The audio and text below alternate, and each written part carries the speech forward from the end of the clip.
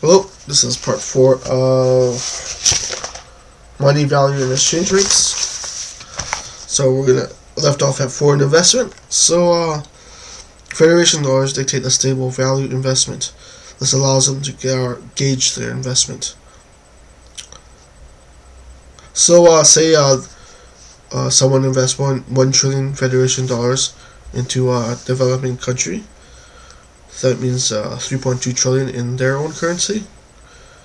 They say get a return of 1 billion in their planetary currency. Straight back into the foreign currency, it means 3.3 million Federation dollars. So this way, it determines a stable value for a dollar saved. So it protects also the developing countries as well as the investor, because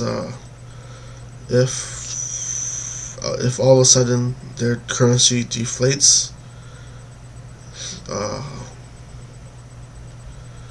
I had a train of thought there, but it protects both of them. So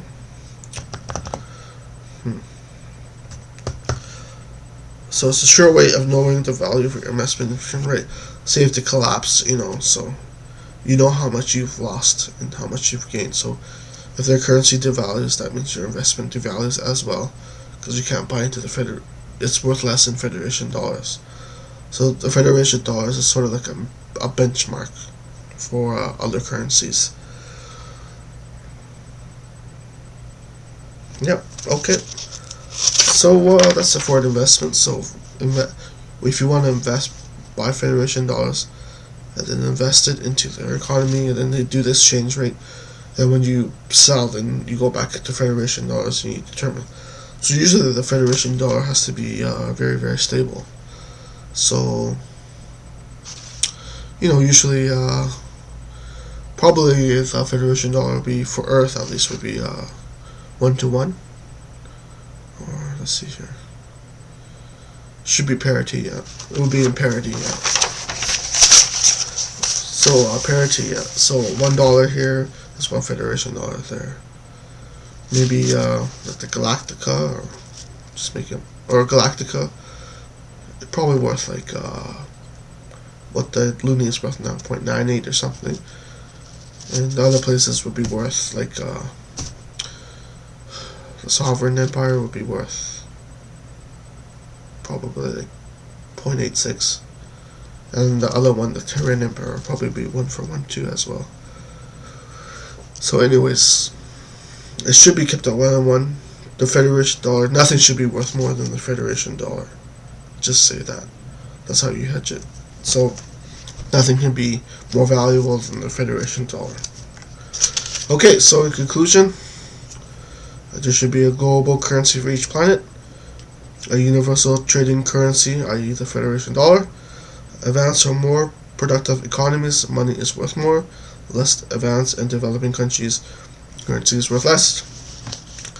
Planets should be divided into into economic zones, with a universally planetary currency.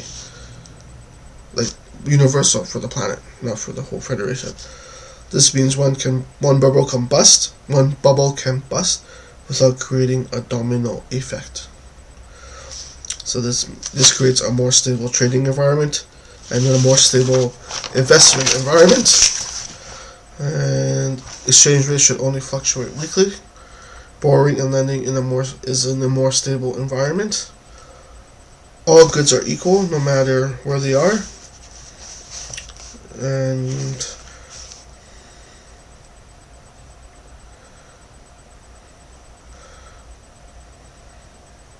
there are no worries for a sudden devaluation of money, of currency, or an economic super collapse, which means multi-planetary, or collapses, which means one economy.